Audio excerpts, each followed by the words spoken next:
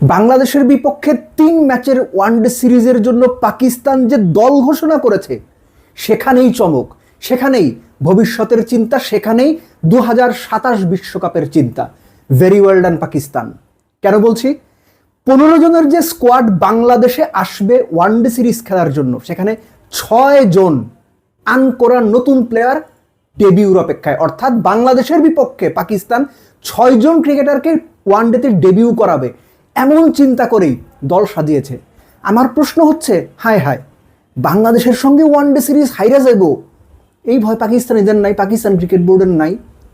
বাংলাদেশের সাথে সিরিজ হাইরে গেছি, পাকিস্তান ক্রিকেট বোর্ড কর্তারা মুখ দেখাবেন কি করে মিডিয়ার সামনে?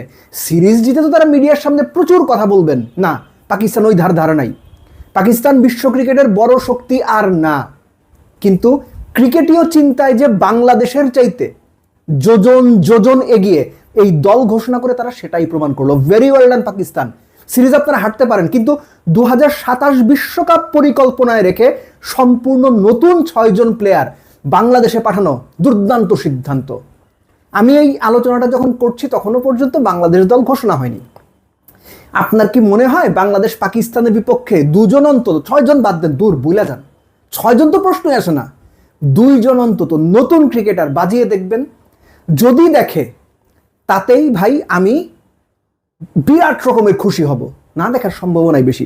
বরং বাংলাদেশের নির্বাচকরা, বাংলাদেশের ক্রিকেট অপারেশনস পারলে সাকিব আল হাসানকে নিয়ে আসবে। এইখানেই হচ্ছে চিন্তার পার্থক্য। এই যে দিনের পর দিন বাংলাদেশ ক্রিকেট পিছিয়েছে, ক্রিকেটাররা খারাপ খেলেছেন, খারাপ পারফরমেন্স করেছেন, বেটার প্লেয়ার উঠে আসেনি, সব কিছু মেনেই আমি বলছি ক্রিকেট বোর্ডের অর্ধেক দায় রয়েছে, ক্রিকেট অপারেশনসের অর্ধেক দায় রয়েছে। সপ্তাহখানেক আগে একটা আলোচনাতে বলেছিলাম যে বাংলাদেশ যখন প্রাইম টাইম ছিল ক্রিকেটের, পঞ্চপাণ্ডব ক্যারিয়ারের পিক ফর্মে ছিল, তখনও বাংলাদেশে জিম্বাবুয়ে খেলতে আসলে বাংলাদেশ ক্রিকেট বোর্ড মাশরাফি, সাকিব, তামিম, মুশফিক, রিয়াদ সব বাইরে খেলায় দিছে। তারাও জায়গা ছাড়তে চায় নাই। নতুনরা আসুক, তারাও সেটা ঠিক মতো চাইছে কিনা আমার সন্দেহ আছে। ক্রিকেট বোর্ডও সেই পথে হাঁটে নাই। পাকিস্তান ওই ধাঁচের দেশ না, ওই ধাঁচের ক্রিকেট বোর্ড না। তাদের প্লেয়ারদের এখন ইন্টারন্যাশনাল টপ মোস্ট লেভেলের প্লেয়ারদের সাথে একটা ঘাটতি পারফরমেন্সের দিক থেকে আছে, কিন্তু চিন্তার জায়গায় এই যে বাংলাদেশে সম্পূর্ণ 6 জন নতুন প্লেয়ার, ডেবিউর অপেক্ষায় থাকা প্লেয়ার দিয়ে 15 মেম্বার স্কোয়াড গঠন করে পাঠানোর সিদ্ধান্ত নেওয়া হয়েছে। ব্রিলিয়ান্ট সিদ্ধান্ত। আপনি বাবর আজমের কথা চিন্তা করেন, এখনও ওয়ানডেতে বাংলাদেশের মতো দলের এগেনস্টে মিরপুরের মতো উইকেটে দুর্দান্ত। ফাকার আজম সবশেষ 3 ওয়ানডেতেই তো বোধহয় কত 2টা 50 করছে। সাইম আইয়ুব ইয়াং প্লেয়ার, 17-18 ওয়ানডেতে 3টা 100, 3টা 50 বাইরে। সো জিনিসটা হচ্ছে কি, পাকিস্তান ক্রিকেট বোর্ড বাংলাদেশকে হিসেব করেই দল সাজিয়ে পাঠিয়েছে। এখন তো মিরাজের পোয়া বারো একদম লারালাপ্পা করছে, পাকিস্তানের দলটা হারাই দিব, তাহলে মিরাজের ক্রেডিট।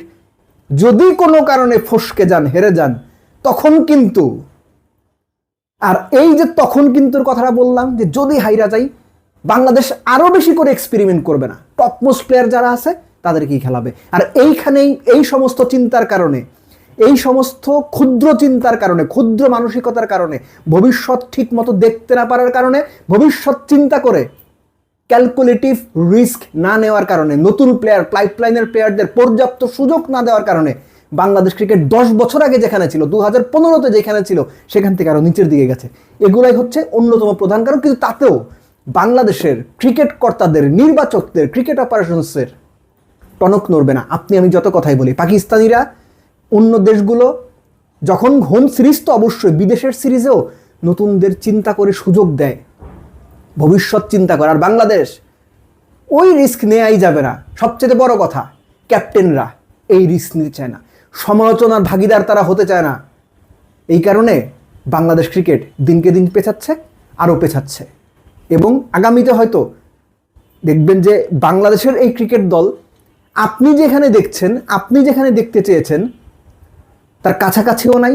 এবং আলটিমেটলি যেটা হয় যে বাংলাদেশের মতো দেশগুলো নিজেদের ক্রিকেটিং সিস্টেমের অদক্ষতার কারণে, সঠিক সিদ্ধান্ত সঠিক সময় নিতে না পারার কারণে দিনকে দিন কেবল পিছিয়েই যায়।